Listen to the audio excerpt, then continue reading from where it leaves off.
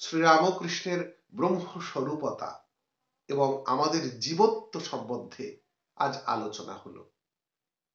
ব্রহ্ম ও জীবের ঐক্য লাভের উপায় কি? ব্রহ্ম ও জীবের ঐক্য লাভের উপায় কি?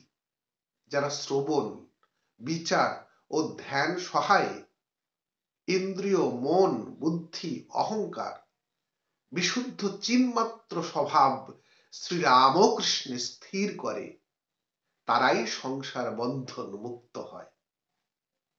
কেবল মুখে অহং ব্রহ্মাস্মি, কিন্তু কাজে যারা সংসারের কাম কাঞ্চন, মান যশ নিয়ে ব্যস্ত, সর্বদা কর্মন্মত্ত, তাদের পরমহংস স্বরূপতা প্রাপ্তি প্রচেষ্টা বিড়ম্বনা মাত্র।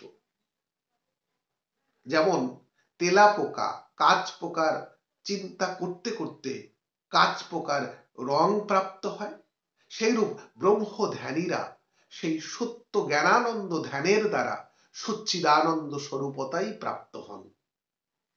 শ্রীরামকৃষ্ণ ভক্তেরা অন্য চিন্তা পরিহার পূর্বক মাত্র তার সচ্চিদানন্দ স্বরূপী ধ্যানের দ্বারা প্রাপ্ত হন। ধ্যানী, যোগী, জ্ঞানী সেবকেরা তাদের সকল চিত্তবৃত্তির তাৎপর্য শ্রীরামকৃষ্ণে প্রতিষ্ঠা করেন। সেই জন্য আখেরে তারা শ্রীরামকৃষ্ণময় জগৎ দর্শন করেন। শিরোনাম: চিন্মাত্র স্বভাব রামকৃষ্ণ। দিব্যবাণীর প্রতিধ্বনি স্বামী বাসুদেবানন্দ।